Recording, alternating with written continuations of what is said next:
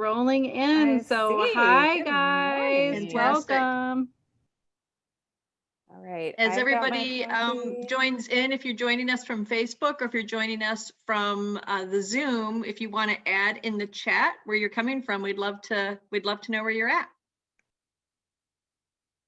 Okay, attendees. I'm nosy. Yeah, sorry, attendees. Since this is a webinar, we can't see you. You see us, but we see if you're there. So hello. Oh, hi, Abby.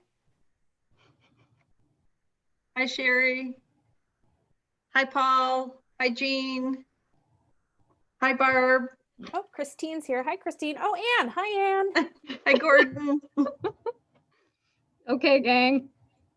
That's good. Should we go ahead and get rolling? I think we should. So welcome to our Coffee at 10 today. My name is Kristi Wodek. I am the Education Outreach Director at Crooked Tree Art Center in Traverse City. Before we get started, I just wanted to remind people of a few events that we have coming up because we're pretty excited. On next Thursday, it's Volunteer Appreciation Day, actually at both locations. So in Traverse City, if you feel comfortable to stop by, we'd love to have you. We are taking COVID very seriously. So please bear that in mind. We'll be watching our numbers for people who want to come in and see the exhibitions. We'll be open from 12 to 4, and we have a token of appreciation for volunteers. If you don't feel comfortable coming in person, I will meet you curbside and hand you that token. So we do want to say thank you to everybody. December 1st through the 5th, we're going to have our Merry Marketplace. Normally we have Merry Makers Marketplace. This is not going to have the makers. It's a week-long event.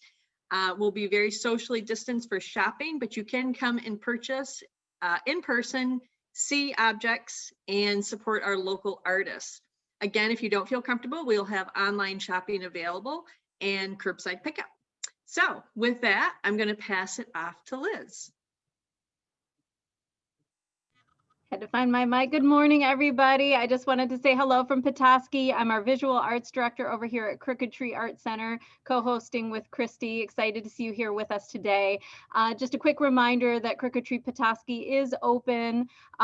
We are open Monday through Saturday, 11 to 4. So please feel free to stop in and see our exhibits. We have 3 displays going on right now. We have a juried show called Call and Response in our Bonfield Gallery, and the Collective Impulse in our Gilbert Gallery. And just recently, we were able to invite artists to participate in a paint out. Although the weather was not our best friend that week, we have some beautiful paintings that were available for sale over the weekend, and now we have them on display in our Atrium Gallery. So I hope you'll come by and see that if you get to.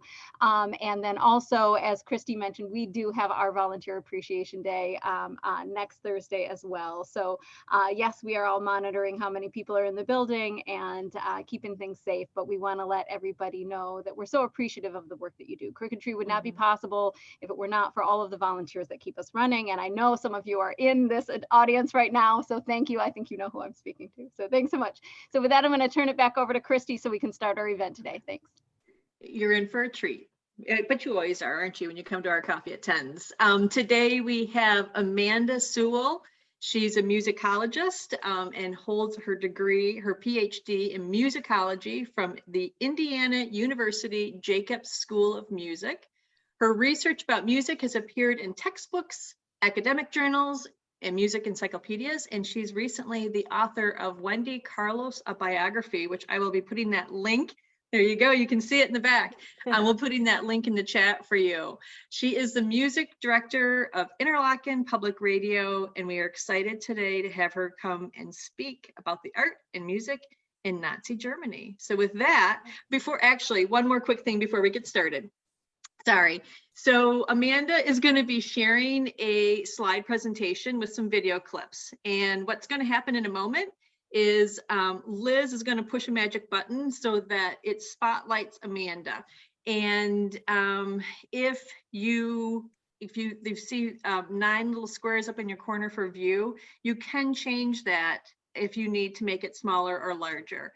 So with that, I am going to pass it officially over to, oh, no, Liz, what? One more thing, normally these events have been pretty conversational. We're really excited for Oh, this right. presentation, but Amanda has also let us know that there are some prompts. We do want some viewer feedback. So as this goes along and you are asked questions, please feed those answers into the chat, and Kristi and I will keep an eye on that and feed those in as appropriate. Okay, I think that's it. Did we give everybody enough warning? Okay. I think so. All right. Good morning, everybody, or afternoon, depending where you are. And here is my screen. I hope everybody can see that. So we are going to talk about music and visual art in Nazi Germany this morning, and a fair warning that some of the images we're going to see are pretty graphic and some of the subject matter is pretty intense. So just so you are forewarned about that. So no, quit that. There we go. Okay. So just like a brief historical overview of how Nazi Germany came to be. I'm not going to like read every line of this, but just to get you chronologically situated, I'm a big fan of timelines. So just kind of the key points are these here in the middle, where Hitler was appointed chancellor in 1933. And then in 34 was when the president died and Hitler consolidated the power and became the dictator. So that role was actually confirmed by referendum in 1934. And when he became the dictator, it meant that he was both the head of state and the head of government. And so a lot of the events that we're going to see were things that happened right around this time of 33 and 34 when Hitler came into power.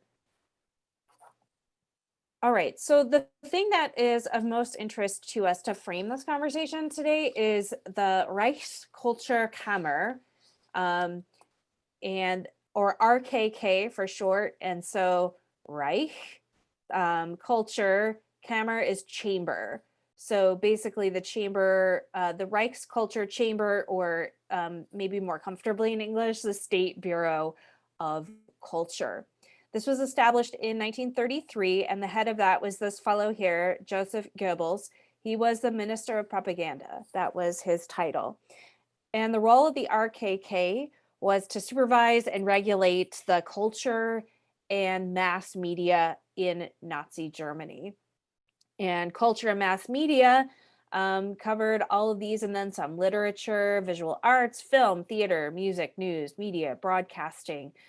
So this event that we're doing today, the place where I work, the place where Kristi and Liz work, those would all fall under this.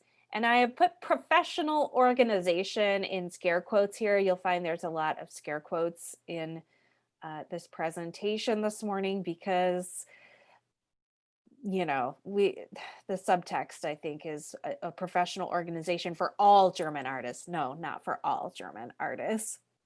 And the goals here were to, quote unquote, cleanse German culture of undesirable elements.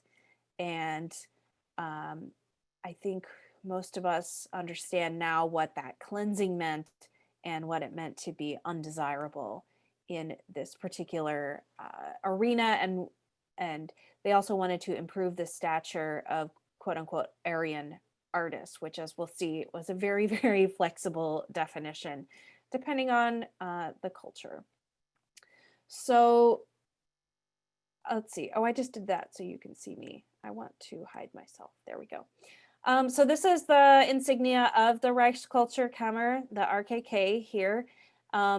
So in general, what they preferred for art, music, literature, poetry, all of those things were, quote unquote, traditional values. Now, traditional, whose tradition, right? That's a very complicated term. Rural values, not urban, not the cities, but rural values. Things that were classical Greek and Roman, and things that were comprehensible to the average person. Now, things that generally were out were anything having to do with modernism, anything having to do with personal expression, right? The state is more important than the individual here. Decadence, which was code for sex, anything progressive, impressionism, symbolism, and of course anything by Jews. Now, if you think about impressionism or symbolism, that kind of artwork that was popular at the early part of the 20th century, think like the Scream by Munch and that kind of thing. The Nazis generally considered that kind of art to be sign of mental illness, because in order to perceive the world that way, as the Impressionists did or the Symbolists did, one had to be mentally ill. Of course, only as it suited them. So if you want to, in the chat, I have a couple of different examples of art that I wanted to share, and I'd love for you to chat in whether you think this piece of art would be in or out according to the Nazi principles that I just laid out. This is Picasso's Seated Woman. So would we say this is classical Greek and Roman? We're getting lots of outs, even yeah, with all exclamation right, points. good. Definitely. Oh my gosh, it's modernism. This lady is naked. If you can even tell it's a lady. And also Picasso, he's not German. That's no good. So yeah, definitely this is out. Now, how about this one? Adolf Ziegler's Girl with Two Fruit Baskets. Is this one in or out? Yeah. In. Definitely. Adolf Ziegler was actually Adolf Hitler's favorite artist. And look, it's lovely. It's rural. You can tell that's a lady with fruit baskets. It's very wholesome. It's outside. Adolf Ziegler, good German fellow, all of those. Now, how about this one? Gustav Klimt's Judith here. All right, they're taking a little more time, but we're getting out. We're saying out on this one. Oh, alas. Now, here's where all of we get to point out the paradox and hypocrisy. Now, if I were to look at this, I would say, this is pretty sexy. It's pretty violent. She's holding a severed head. It's pretty opulent. Look at all that gold and Klimt, very modern, all of this. But you know what? Actually, Klimt was claimed by the Nazis as their own. He was a good Austrian artist. So they sort of set aside all of those ideas of modernism and opulence and decadence and sex and all of that to claim Klimt as their own. So you fell right into my trap. Well done, everybody. So it's one thing to have this art labeled degenerate, but what happened was in 1937, there was a degenerate art exhibit, Entartete Kunst, that included many artists who are highly valued today. Picasso, who we saw, of Matisse, Van Gogh, Paul Klee, Kandinsky, Cezanne, Dali. This is a kind of exhibit I would pay money to go to, but this is one where the Nazis collected works by these artists and many others and put them on exhibit. And I want to point out these three fellows down here, Hitler in the middle, this is Goebbels here, and then this is Adolf Ziegler, the painter whose Girl with the Fruit Baskets we saw early. And in this exhibit, basically, they just slapped everything up on the walls. It's only an exhibit, quote unquote. It was more like a sort of a garage sale where they just stuck everything up, and that was meant to devalue it and to mock it. And here's another clip from that particular show. You can see they just stuck everything up everywhere, and then all over the walls were various slogans and things. Now, if your German language is rusty and your Fraktur is not there, some of these things that it says on the wall here are, they saw the world like this. These masters, quote unquote, of degenerate art, praised sky high by Jews and hysterical gabbers. These were the masterpieces which were paid for with the tax money of the working German people. 3 exclamation points.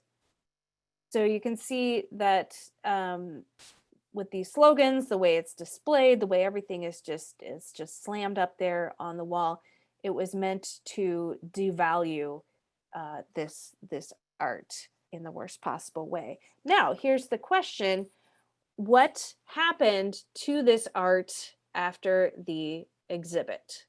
Would anyone like to chat in what they think may have happened after the exhibit to this art? Or some of you may know. It was destroyed or hidden. They kept a lot of it. It was burnt. Yes, everybody is correct. So there were basically two things that happened. One is that it was burned. So I just drank some coffee, and I wish I hadn't, because it kind of makes me sick to my stomach to think about what might have been burned. And then a lot of it was hidden, yes. And then some of it was sold at auction to museums and private collectors, and the government kept the money. Of course they did. Or it was sold in personal collections as well. And there was a movie a few years ago about a Klimt that was a Gustav Klimt painting, and it was called The Woman in Gold, after the painting, that was about sort of the family trying to take possession of the painting back after the Nazis had seized it. So yeah, some was burned, some was sold, and they pocketed all of the proceeds from that. So because Crooked Tree is an art center, I wanted to talk a bit about the art, but because I am a musicologist and I run a music station, I'm going to focus the rest of the talk today on music in Nazi Germany. So I want to shift over to the Reichsmusikkammer, which was a subdivision of the Reichskulturkammer. So we have their insignia here, and this is what I used in the promo for this event, if you happen to see that. So again, think about those values that we talked about earlier of rural rather than urban, accessible to the average person, no modernism. Oh, heavens, no modernism. So what was in military music, and then anything by these good German composers, German or Austrian: Bach, Haydn, Mozart, Beethoven, Wagner, of course, Anton Bruckner. And just a quick sidebar, a lot of you may already know there is a very strong connection between the composer Richard Wagner and Adolf Hitler, because Wagner in the 19th century expressed very strong anti-Semitic views, and then Hitler adopted some of those, and Wagner's music was used a lot during the Reich. I'm not actually going to talk today beyond what I just said, because I think that's something that's pretty well documented, but if more about, maybe Kristi and Liz will have, and I can give a talk about that as well. Okay, this is telling me my internet connection is unstable. Am I coming through okay? You are. You broke up a little bit, and yes, we would love to have you back while we have this moment. Okay, I'm gonna totally put you on the spot right now. So as far as music goes, anything modern, jazz, oh my gosh, no jazz, because at its core is an African American music, so that is out. Atonal music, music by Jews, semicolons are also out. Whoops, sorry about that. Music by Jews, any music by people of African descent, basically any music by non-German people. So with that in mind, I have audio for this one. How about Benny Goodman and his orchestra? In or out? Amanda, real quick before you play it, yeah.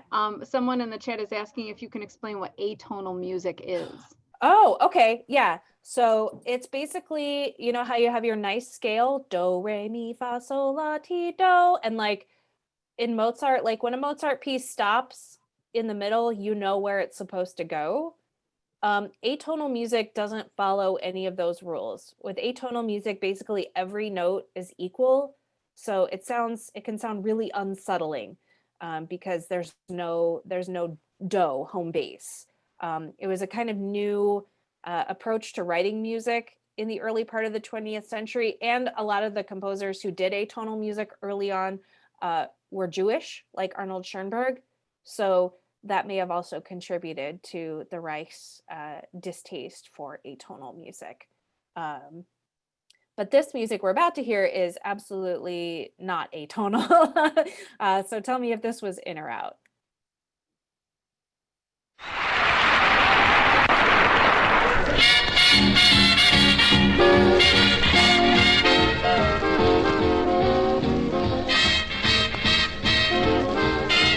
It's band.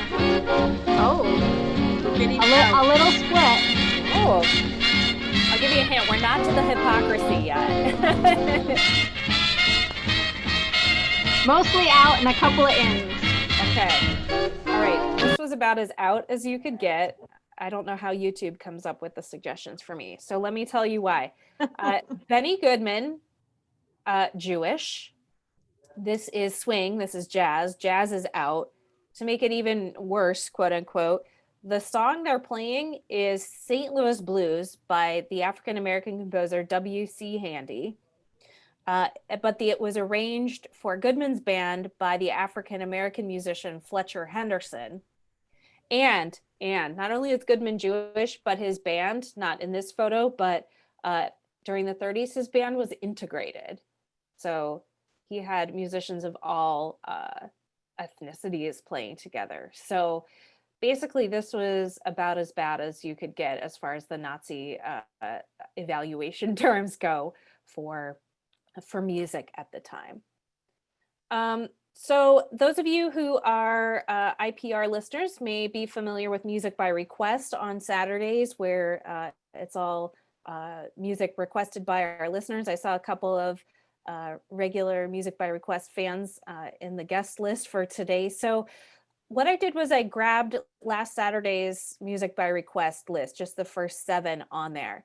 And I'm curious which of these pieces on here you think would be in according to the Nazi aesthetics that we laid out, according to those principles. And if you don't know all of these composers, that's fine. We'll walk through here, but I just thought we'd grab a couple of them.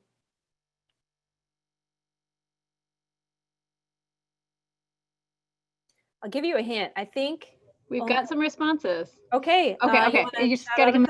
So Okay. 3, 4, and 6, they say are in. Liszt, Grieg, and Beethoven are in. 6 and 7 are in. 2, 6, 7. So we're okay. good. All right. So I think if I'm channeling my inner don't go there. No. Okay. If I'm understanding the historical principles correctly, I think on this list, the only one that would be okay is the Beethoven. Here's why. Paul Dukas, French. Nah.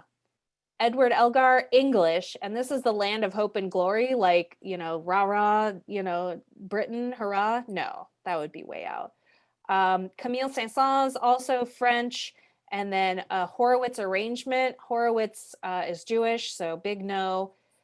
The spiritual African-American music, and then Bishop Flunder and Joseph Jennings, the music director of Chanticleer, he's African-American. Bishop Flunder is African-American. George Gershwin, Jewish. Oh, heavens, no. And Grieg was like the Norwegian nationalist composer. So I'm going to take a guess that Nazi Germany wasn't too interested in Norwegian nationalist expressions at the time. So off the top of my head, just looking at these selections from last week, I'm going to say probably only the Beethoven was good. And as it happens, it's the Gewandhaus Orchestra of Leipzig, and Kurt Masur, the conductor, he actually served in the army when he was a teenager. So this one would be extra okay, according to those principles. Okay, last but not least, we have these 2 fellows. One was in and one was out. One is Claude Debussy over here. And if you think they have impressive facial hair, just you wait. When we get near the end, we're going to have the most impressive facial hair ever. So we have Claude Debussy, who's French. Debussy wrote lots and lots and lots of music, orchestral and piano music. Also has a Jewish wife. Franz Lehár, the operetta composer, best known for The Merry Widow. He's Austro-Hungarian, also a Jewish wife, worked with Jewish librettists. The libretto is the text for operas and operettas. So who is in and who is out? So one is in and one is out is what you're telling us, right? Yes. So yep. some folks in the chat are saying, well, both would be out, but so we're not picking up on our, yeah. Okay, so we're getting Lehár. to the Lehár is in. Here's why. So Debussy's music, if you think about Debussy, La Mer, and all that, as I'm looking at my window, this is like a perfect day for Debussy's music. It's all abstract and impressionism and washes of sound and color. So the other thing is Debussy was very, very French. Like his aesthetic was very French. And so that would be out. However, you have Lehár here, who has a Jewish wife, worked with Jewish librettists, but he was in. And why is that? Well, it's because The Merry Widow, his operetta, was Hitler's favorite. It was literally Hitler's favorite operetta. And so because of that,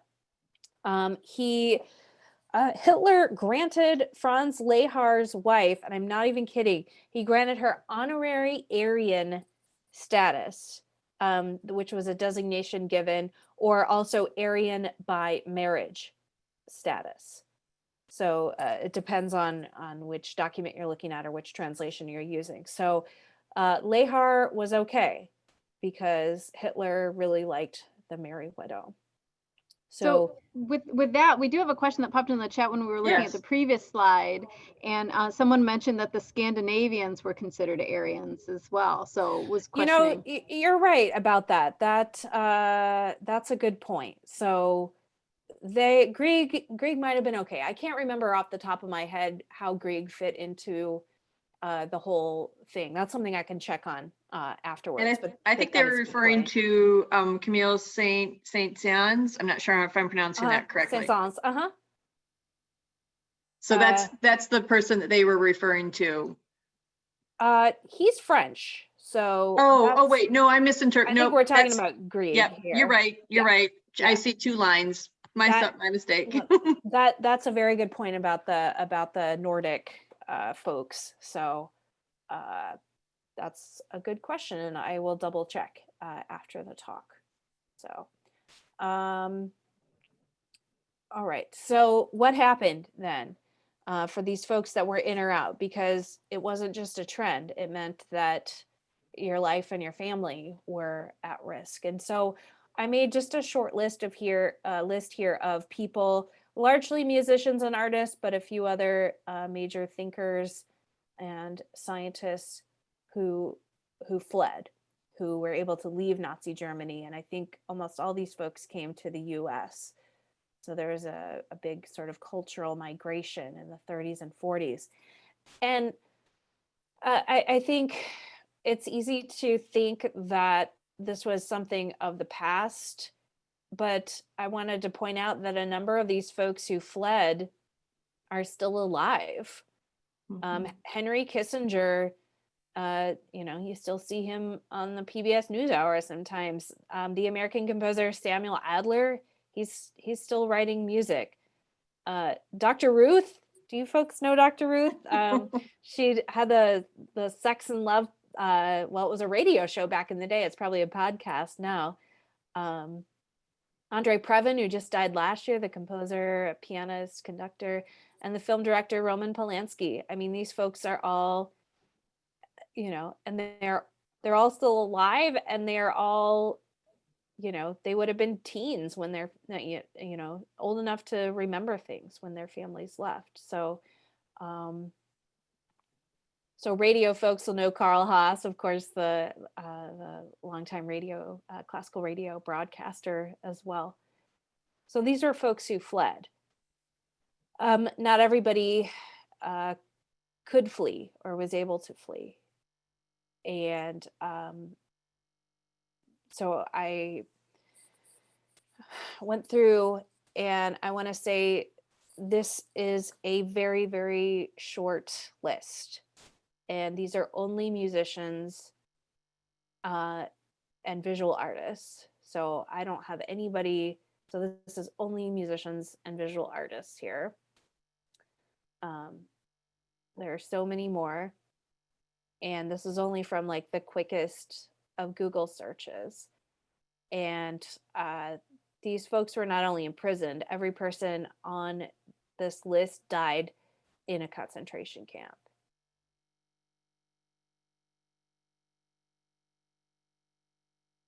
So some of these composers, you may hear us play their music on classical IPR once in a while, because some of their music has survived, but many of them were way too young when this happened to them. And so it's tough to think about how much brilliance was lost. So these are folks were all killed in concentration camps.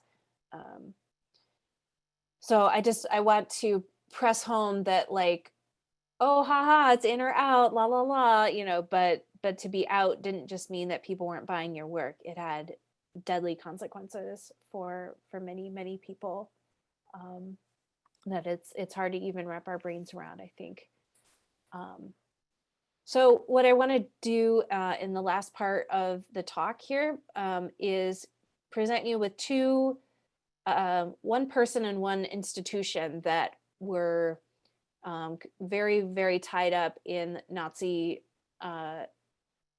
Germany and the ideals of the Reich, and that it's very complicated. So I want to present you with a bunch of problems and complications about the person and the institution, and then perhaps at the end we can talk about what the long-ranging effects of that are. So let me start with the composer Richard Strauss. And I don't think a day goes by that you wouldn't hear a piece by Strauss on classical IPR. His music is very much in the canon. And he wrote lots and lots and lots of music. I think I just played one of his horn concertos yesterday afternoon. But he's best known for his operas, Salome, Electra, and Der Rosenkavalier. He wrote many others, but those are kind of the best known ones. And orchestral excerpts from those played on the radio too. And then he also wrote a number of tone poems, Don Juan, Death and Transfiguration, Till Eulenspiegel's Merry Pranks, Also sprach Zarathustra, which is the one that it's actually like 45 minutes long, but the beginning is the one that was used at the beginning of 2001: A Space Odyssey, and so everybody knows that. And Don Quixote. So this is just the tip of the iceberg of Strauss's music, but hopefully you've heard of one or two of these, so you kind of have an idea of what a huge figure that we are dealing with here. Now, let's talk about the opera Salome for a minute. And why, yes, that is Salome with the head of John the Baptist there from an early production of this opera by Strauss. Let me point out all of the things that should make this problematic according to the Nazi principles that we laid out. So first of all, Strauss's opera Salome is based on a play by Oscar Wilde. Oscar Wilde is Irish, and if that's not bad enough, he is gay. He is very gay. We can talk about Wilde some other time, but Strauss used a translation of Wilde's play by Hedwig Lachmann. She is not only Jewish, but she's the daughter of a cantor. If you don't know the story of Salome, well, first of all, Salome is a biblical story, which the Reich saw itself as not being religious in any way, of being completely free of religion. So the fact that it's a biblical story should be problematic anyways. But the story itself is full of sex and violence, if this image did not give that away for you already. And there's even just a skosh of necrophilia too, to top it all off. So basically in this story, if you're not familiar, King Herod lusts after Salome, and she does a striptease effectively for him. And he says he'll give her whatever she wants. And she says she wants the head of John the Baptist. And that is what we have here. So I wanted to play with that setup. Near the end, when Salome seduces King Herod, it's the dance of the 7 veils. This is a very, very popular piece. It's one that we would play on the radio just as a orchestral excerpt. I'll play a little bit of it just so you can get it in your head. Now, a lot of opera singers, if they play Salome, they won't do this scene because it basically involves a striptease, or they take some artistic liberties with how this is done. But basically the gist is that Salome starts out wearing 7 veils, and by the end she's wearing 0 veils. And then Herod gives her the head of John the Baptist on a plate. It's an opera for the whole family. Here's just a little bit. Oops, get back here.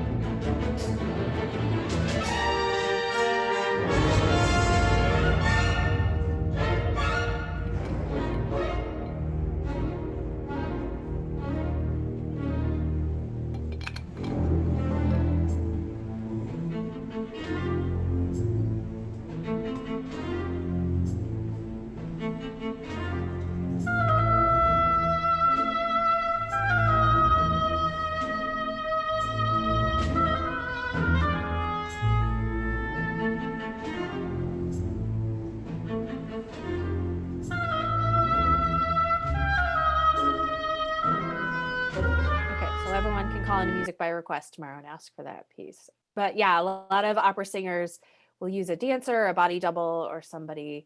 I'll go back to that for a second for this particular scene.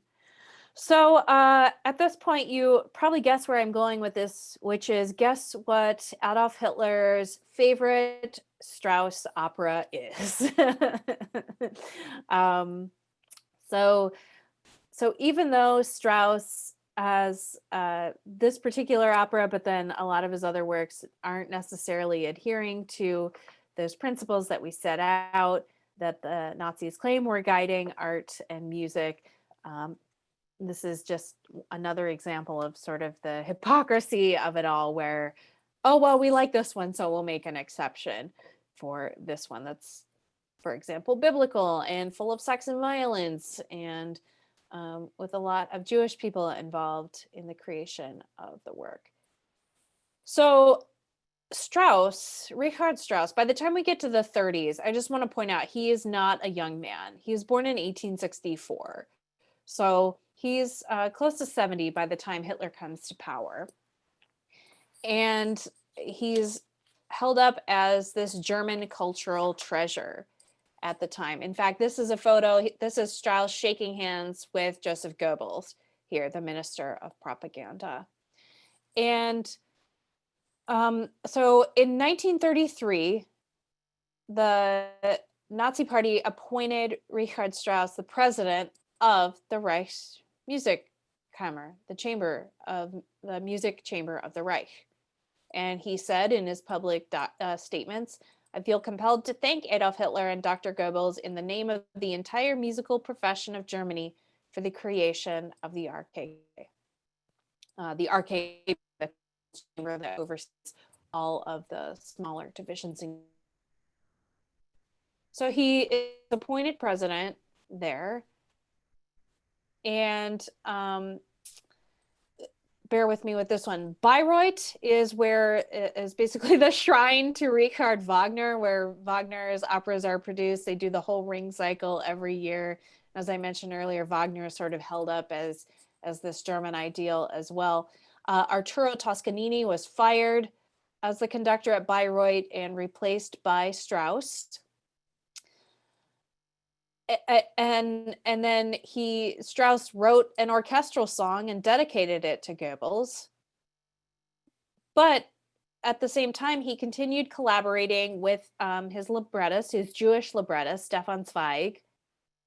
And then he also continued to program and conduct works of composers whose music was deemed unacceptable. Debussy, as we mentioned earlier, Felix Mendelssohn, who was Jewish, Mahler, who was just Jewish enough for the Reich to discard as well. So Strauss has sort of these conflicting things in how he presents himself publicly.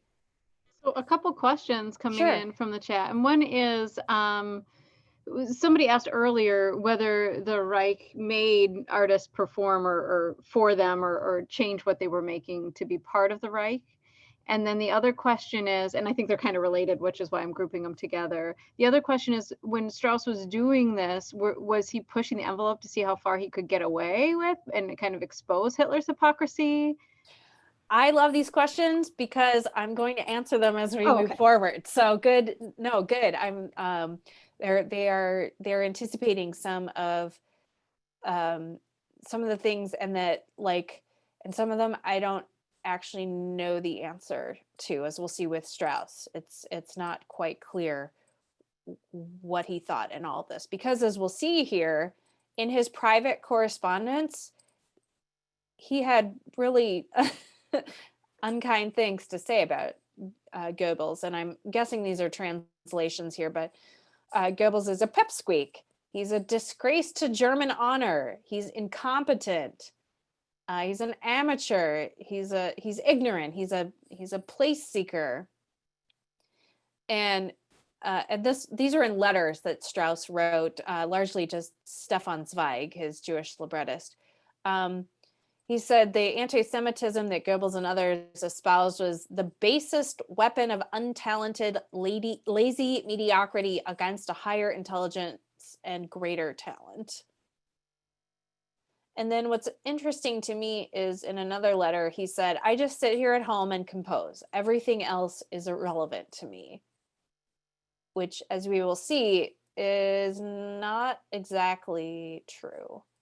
So publicly, he writes a song to Goebbels and thanks Goebbels for appointing him to this position. And yet privately, he thinks this guy is a talentless hack, a bootlicker, basically.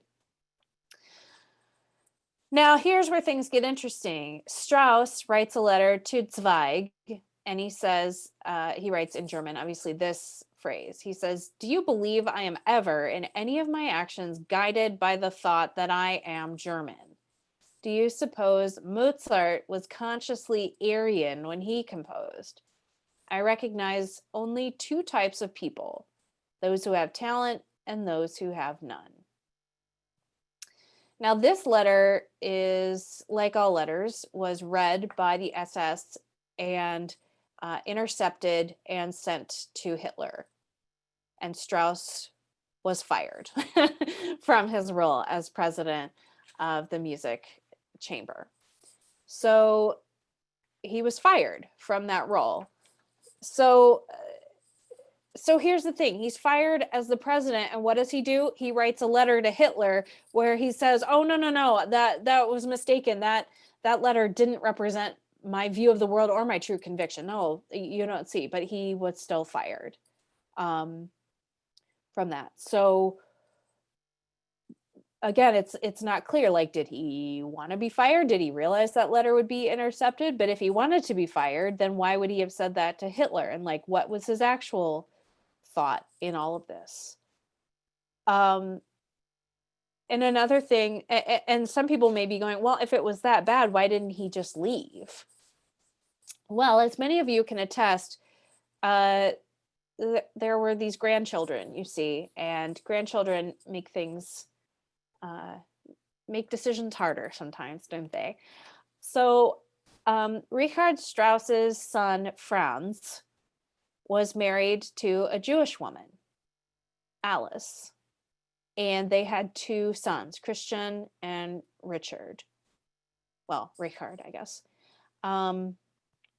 So this is a picture of Alice and Grandpa Richard in 1932 with Christian, who is the older of the two grandsons, but they were both born in the 1930s. So we have the Jewish daughter-in-law and two grandchildren who are Jewish as far as the Nazis are concerned. So one thought is that Strauss sort of went along with all of this in order to be able to protect his daughter-in-law and his grandchildren. And the picture I put here is of the entrance to the Theresienstadt concentration camp, because Alice was arrested in 1938. Strauss was actually able to negotiate her release. So he was still well respected enough that he could negotiate the release of his daughter-in-law. Unfortunately, Alice's grandmother, several of her siblings, and then a lot of other extended family members were not so lucky. They were arrested and sent mostly to Theresienstadt. And it is a fact that Richard Strauss drove himself to Theresienstadt to try to make the case to the guards and the administrators at the concentration camp to get Alice's grandmother and siblings and other family members released. And he was not successful. And so many members of Alice's family died in Theresienstadt. She was okay, the grandkids were okay, but many other members of the family were not okay. So that leaves us with a complicated legacy for Strauss and what it means, and what his role in things was during the 1930s. So let me pause on Strauss for a minute and talk about one other thing, and then at the end we can talk about Strauss or anything you want to talk about related to this talk. So the Vienna New Year's Day concert so the Vienna Philharmonic Orchestra, every New Year's Day, they play a concert. It's live. We broadcast it live on IPR, just about every classical station, not just in the US, but around the world, broadcasts this concert live. It always ends with the Blue Danube Waltz. This is from 2007, but they're kind of all the same, so it doesn't really matter which one we're listening to.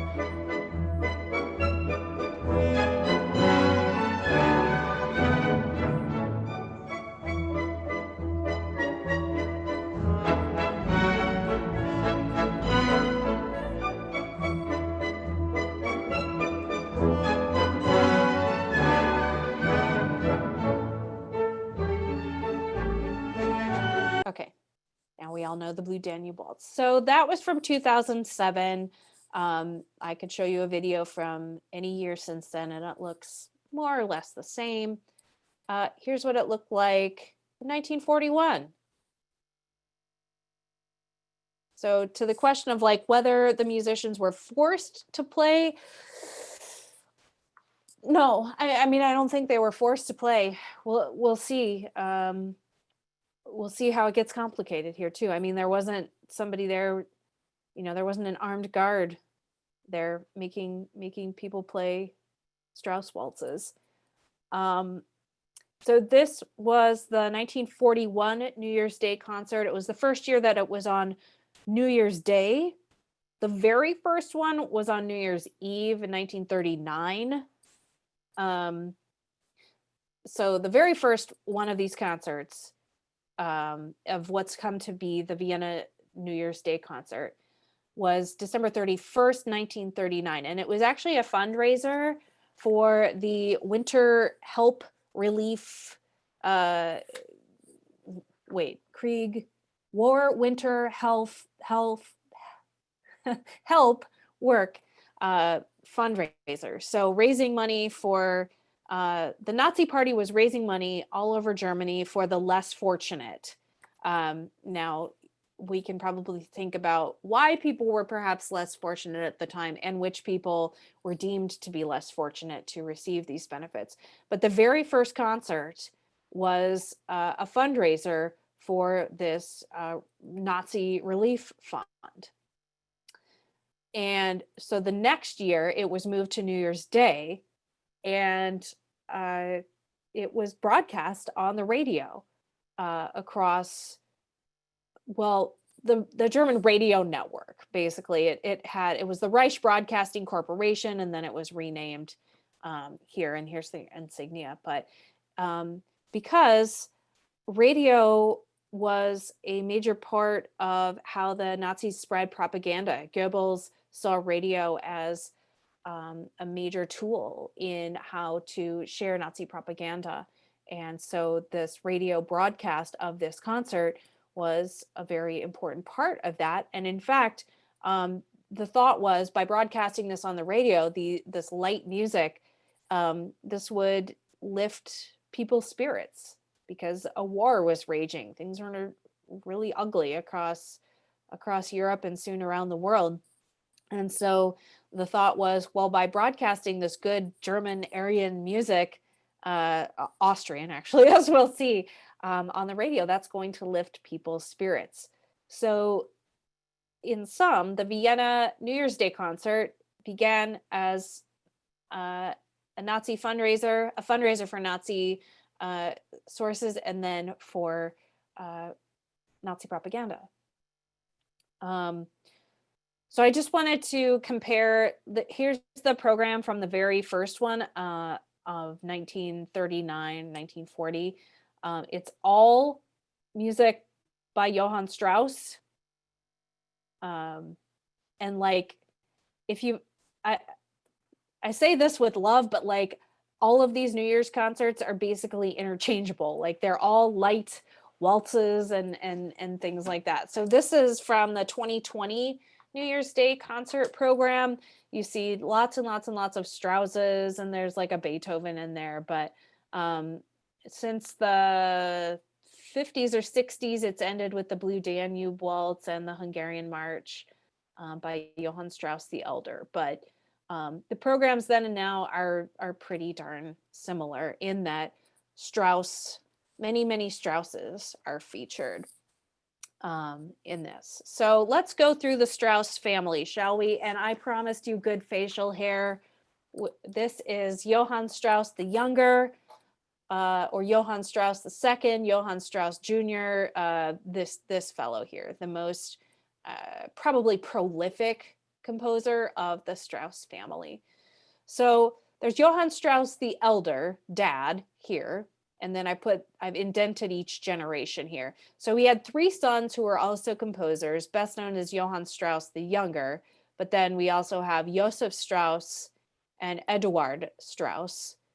All 3 of the sons were composers. And then to make it even more complicated, Edward named his son Johann Strauss III. So I don't really get how that works. But so Johann Strauss III is the grandson of the first, but the nephew of the second. So there's all these Strausses. Where things get interesting is, well, they get interesting in a few ways. Johann Strauss the Elder's grandfather was Jewish. So by Nazi definition, that made the whole family Jewish. To further complicate things, Johann Strauss the Younger, this is the Younger here, who has, every piece on this first concert. His wife, this is his 3rd wife, but his wife, Adele Deutsch, is Jewish. And so his stepdaughter, Alice, was also Jewish. So what happened was the Nazis literally went to the marriage register in the church and ripped out the relevant pages that mentioned the religion of Mrs. Adele Deutsch Strauss and Alice. So they sort of tried to cover up the Jewishness of the family. The problem was that Alice, as you can see here, Alice lived until the 1940s, and she actually lived in Johann and Adele's house in Vienna and still had many of his belongings. Well, the Nazis tried to seize those, claiming they were worthless Jewish trash, including like the original manuscript of his operetta Die Fledermaus and all kinds of scores and things in his hand. And the Nazis tried to seize those things, claiming they were worthless. Yet at the same time, they were erasing the Jewish heritage so that they could use Strauss's music in these propaganda concerts. And so the question earlier about the musicians themselves, I just wanted to throw this out there that the Vienna Philharmonic at this time, almost half of the members of the orchestra were registered members of the Nazi Party. So for at least half of the members of the orchestra, they registered with the party. And, you know, the questions arise of like, how much did they believe in it? Was it a safety thing? You know, or did they just do it to protect themselves? I don't know. But we have the registration for almost half the members of the orchestra. Now, 13 members of the orchestra were expelled because they were Jewish. 5 of them, we know for sure, were sent to concentration camps and died there. And I'd like to say also that not only did these 5 men die, but their wives were sent with them and their wives died as well. And yet in the midst of, and after the war, the Vienna Phil gave awards and recognitions and accolades to Nazi officials, former Nazi officials. And in fact, I think as late as the 60s, one of these guys lost his award and they gave him a new one. So it's a very complicated legacy here with the Vienna Phil. Now, one more quiz question before we wrap up. In what year did the Vienna Philharmonic revoke those awards and add this information to its website? I will say this part here about the first concert, this is pretty easy to find. This one you have to dig a little bit where they actually get more real about it. But so in what year, well, it was on their website, so that tells you it was relatively recent within the last 30 years or so. But what year did they add this information and make it finally sort of publicly acknowledge their role in the Nazi Party? I'm going to wait for a couple more guesses to come in, and then I'll start reading them off. Okay. Let's see. Come on, any more, gang? Okay. Okay, well, so we've got an after 2000. Yes. We've got 2005. Later. We've got, my guess is when Austria joined the EU. And then we have what year was that? I don't know. That's smart, but I don't know what year that is, so I don't know. Okay, attendee who said that, let us know. Let's see. Christine, if you know what year that was, put that in there. And then someone who's saying 2019. Not quite that late. 2013. So. And Christine wrote back, that was 1995. Oh, nope. Yeah. So, yeah, 2013 was when they finally sort of publicly acknowledged this connection. So we are, oh my gosh, I'm right at 11. Cool. Okay. So we can like take my screen down or whatever, however you guys want to do this. But I just want to leave you with some questions here to think about, and then we can have more of like a discussion.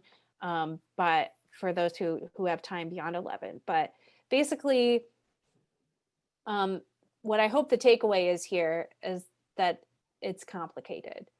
We have these treasured cultural institutions, the New Year's Day concert, the music of Richard Strauss, for example. There's many others I could have put in this talk, but like, what do we do? Like, can we separate these? and how does the information that we have now affect how we interact with the music today? And finally, this is a question I've been asking a lot. You know, is music ever just music? Can we ever separate? Can we separate music from its context? All right, the end.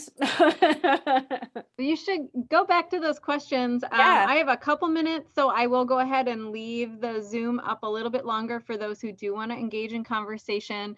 But we are at 11, and so we do want to go ahead and say thank you so much to our attendees for coming out today. And thank you so much, Amanda, for this engaging and thought-provoking and informative presentation. It's really, truly been a pleasure. Can you grab that book off the shelf so that we can see it, so we can do a nice little plug there? And then Absolutely.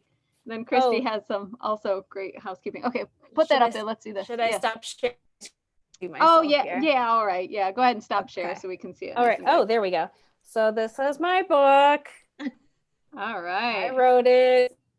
And where can we find it? You can find it on Amazon. You can also order it directly from Oxford University Press as well. So yay, just out this year. So thank you. Well, it's supposed to come out in March, but it was a little late shipping on it because of the pandemic. So yeah. It's been quite a year. And Kristi just fed that into the chat. And then also we have some sponsors to thank and a gift card to give away, right? Kristi, you want to do that? And then we do. So we want to thank Higher Ground Trading in Traverse City and Roast and Toast in Petoskey. So anybody who registered online, and Liz was keeping track of that right up to the last minute, we entered your name in this very fancy formal drawing system. And Joan Jackson, if you if you will contact us, we'll ask your preference if you would like a gift card, a $10 gift card from Traverse City or Petoskey. So, and if you are still here, you can put your contact information in the chat. So, all right. Yeah. Sue Bowerman, who was Wendy Carlos? Oh, Wendy Carlos. Oh my gosh. Wow. Do we have time for another talk right now? So Wendy Carlos is an American composer and electronic musician. Do you remember the album Switched on Bach from the late 60s? That was her album. She also did the soundtrack to Stanley Kubrick's A Clockwork Orange. She was one of the first people to use the Moog synthesizer to great effect. So that album Switched on Bach was kind of her main thing. She's been at the forefront of a lot of electronic music composition since then. Like she did the soundtrack to Disney's movie Tron in the early 80s as well. But I think the thing most people know her from is Switched on Bach and then the Kubrick soundtrack too. So the big thing on the cover with her is her Moog synthesizer setup. So perhaps one day we will do a Wendy Carlos talk too. Oh, we should. That's super influential, and I've certainly never heard that name before. So thanks. I'm gonna have to check it out. Yeah. We have another question from the chat, which is Amanda. Why does IPR broadcast the Vienna New Year's concert, given the background and the acknowledgement of the Nazi involvement? Why? Well, I can tell you, we're not taking it off this year for sure because we've already sent our holiday programming to the printers. But we grapple with questions like this all the time of like, what do we do with that's problematic? So I'll assure you that if I were to move the New Year's Day concert, even explaining why, my phone would not stop ringing from people who want to hear it. There are, it's complicated because for a lot of people, this concert means a lot. It symbolizes New Year's Day. They are able to separate the context from the music. And, so for others, it would be more important to remove it from the air, to not be complicit, that by airing it, we would be complicit. So the answer of why I don't take it off right now is that people like it. I like it. I like listening to it on New Year's Day. There's this nagging thing back here all the time of like, oh my gosh, like this. But as we are learning more and more, so many things, nothing is hatched purely, without problems. We have a lot of problematic people in context here. So yeah, I think it's really interesting. I mean, we think about it, of course, as you mentioned early in the talk about visual art. Before we began, we think about literature. We can think about pop music and all of these very influential artists and artists who make really significant pieces that are contributing to this ongoing conversation and continual cultural output. But it came out of these really problematic either individuals or cultural contexts. And yeah, can you discard the art because of that discomfort? I mean, I don't think so, but I think it's important that you provide that context so that we know, right? To have these conversations. And some folks here who are still here may have, read the article that I wrote that was in the Record Eagle last week about Stephen Foster. And Stephen Foster, a lot of his best loved songs were written for blackface minstrel shows. And so we have these songs that are basically American folk songs. For God's sake, Stephen Foster was born on the 4th of July. I mean, it's like American, and yet so many of these songs came from this really problematic context. And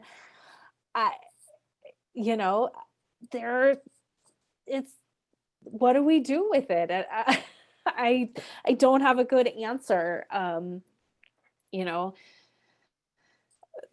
Because, as a couple of people have said, both here and to me generally, of like, well, if we get rid of everything by everyone who ever had a problem, what are we left with? Maybe like Hildegard of Bingen, she was a nun. So maybe they're her, like, I don't know, but I'm going to guess she wasn't, completely. Well, there's a great point. There's a great point from Christine in the chat that says, well, is our society a better place if we don't broadcast the New Year's concert? That's an important question, I believe. And I think that's a great framework for it. I'm not sure we'd all come to the same answer, but. Yeah. And, there's the thing of like, well, so don't listen if you have a problem with it. But, I'm not going to pull Richard Strauss out of my music library anytime soon. I can say that for sure. Or Stephen Foster, for that matter. I mean, we're not throwing anybody in the trash, but it's complicated. I think it just came out in the news that a violin professor from the University of Michigan was just arrested yesterday or the day before for the thing that a lot of people are being arrested for. And, so again, like what happens to the generations of students that he taught, like, and music that he recorded, just to name the most recent example as we learn more and more about the humans who are involved in this music. I don't know. Yeah. There's one more question, I think, and then we can wrap it up. And if Sure. anybody who's still around, if you've got any final questions to feed in the chat, please do so, and then we'll go ahead and call it a day. Thank you, Amanda, for giving us a couple extra minutes. Yeah, of course. No, this is great. So Anne is asking, do you still broadcast the last performance of the Proms at the Royal Albert Hall? Kind of. Those are broadcast in the syndicated show Symphony Cast. We, like IPR, doesn't carry a live feed of them as they're happening, but they're turned around very quickly and broadcast as part of the syndicated show Symphony Cast, on which is Sunday afternoons, and then I think we repeat it Thursday nights. So they're heard on IP. Like this year they had it's not weird anymore, it's normal now, a pre-produced kind of thing too. Great, thanks.